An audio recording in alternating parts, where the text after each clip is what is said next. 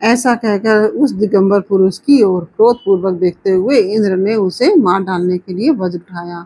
यह देखकर भगवान शंकर ने शीघ्र ही उस वज्र का स्तंभन किया।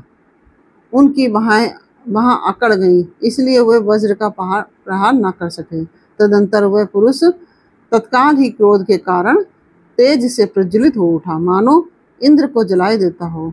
भुजाओं से स्तंभित हो जाने के कारण सचिवल्लभ इंद्र क्रोध से उस सर्प की भांति जलने लगे, जिसका पराक्रम मंत्र के बल से अवरुद्ध हो गया हो। ओम नमः शिवाय। कैसे हैं आप लोग? ईश्वर की कृपा से आप सब अच्छे होंगे।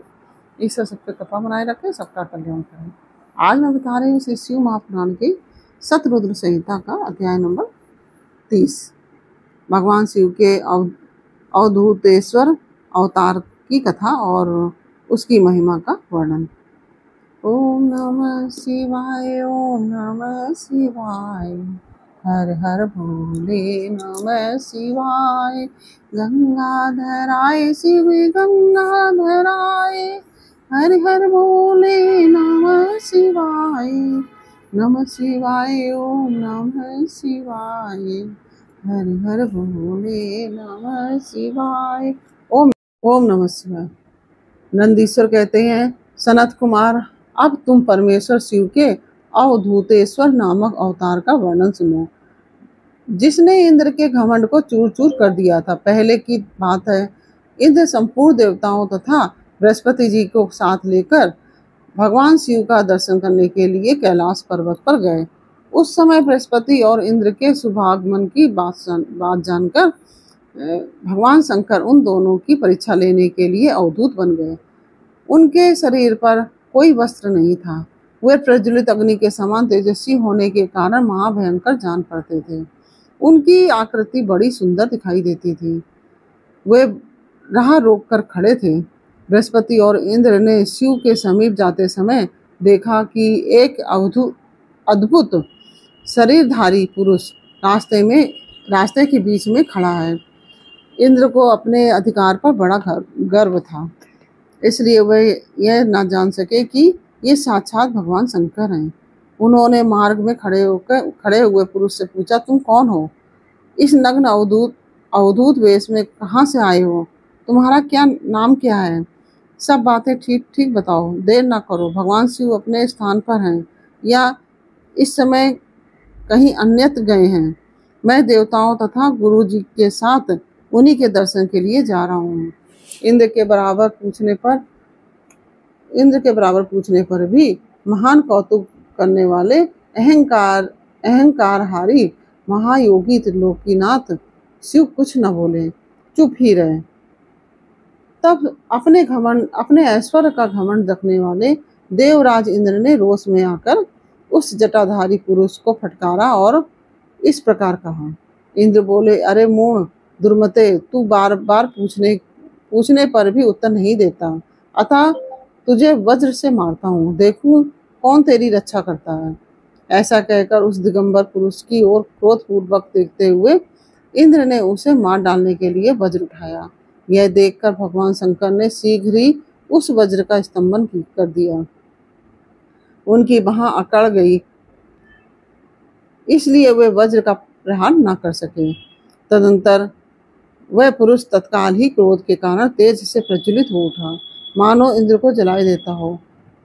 भुजाओं के स्तंभित हो जाने के कारण सचिवल्लभ इंद्र क्रोध से उस सर्प की भांति जलने लगे, जिसका पराक्रम मंत्र के बल से अवरुद्ध हो गया हो। बृहस्पति ने उस पुरुष को अपने तेज से प्रज्वलित होता देख तत्काल ही यह समझ लिया कि ये साक्षात भगवान हर हैं। फिर तो वे हाथ जोड़कर प्रणाम करके उनकी स्तुति करने लगे। स्तुति के पश्चात उन्होंने इंद्र को उनके चरणों में गिरा दिया और कहा कि दीनानाथ महादेव, यह इंद्र आपके चरणों में पड़ा है, आप इसका और मेरा उद्धार करें। हम दोनों पर क्रोध नहीं, प्रेम करें। महादेव शरणागत इंद्र की रक्षा कीजिए। आपके ललाट से प्रकट हुई यह आग इन्हें जलाने के लिए आ रही है। बृहस्पति की यह बात सुनकर अवधूत वेशधारी करुणा सिंधु शिव ने हंसते हुए कहा, अपने नेत्र से रोषवश बाहर निकली हुई अग्नि को मैं पुनः कैसे धारण कर सकता हूँ?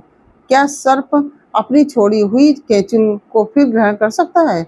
बृहस्पति बोले, देव भगवान भगवान भक्त सदा ही कृपा के पात्र होते हैं। आप अपने भक्त वत्सल नाम को चरितार्थ कीजिए और इस भयंकर तेज को कहीं अन्यत्र डाल दीजिए। रुद्र ने कहा, देवगुरु, मैं तुम पर प्रसन्न हूँ, इसलिए उत्तम वर देता हूँ। इंद्र को जीवन दान देने के कारण आज से तुम्हारा एक नाम जीव भी होगा। मेरे ललाटवर्ती नेत्र से जो आग प्रकट हुई है उसे देवता नहीं सह सकते, अतः इसको मैं किसी बहुत दूर छोड़ूंगा, जिससे यह इंद्र को पीड़ा न दे सके। ऐसा कहकर अपने तेजा स्वरूप उस अद्भुत अग्नि को हाथ में लेकर भगवान शिव ने क्षार समुद्र में फेंक दिया।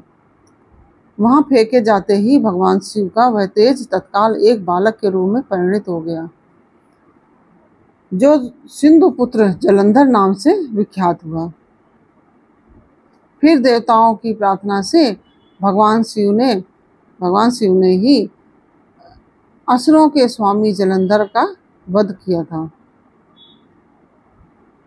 असुरों के स्वामी जलंधर का वध किया था शिव ने ही।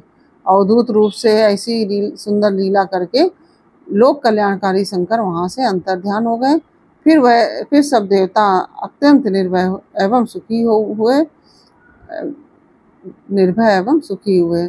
इंद्र और बृहस्पति भी उस भय से मुक्त हो उत्तम सुख के भागी हुए। जिसके लिए उनका आना हुआ था वह भगवान शिव का दर्शन पाकर कृतार्थ हुए। इंद्र और बृहस्पति प्रसन्नता पूर्वक अपने स्थान को चले गए।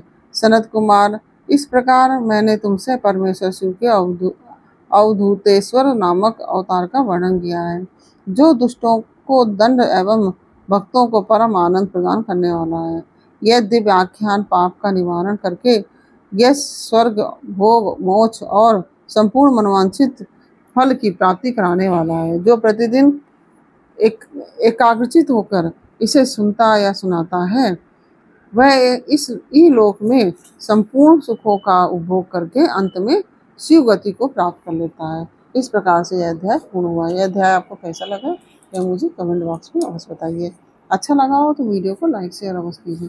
यदि आपने हमारे चैनल को सब्सक्राइब नहीं किया है तो प्लीज़ हमारे चैनल को सब्सक्राइब कर लीजिए और बेल आइकन बटन अवश्य दबा दीजिए, जिससे कि हमारे आने वाले सारे वीडियोस आपको प्राप्त हो सकें।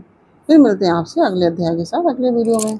तब तक के लिए ओम नमः शिवाय। राधे राधे।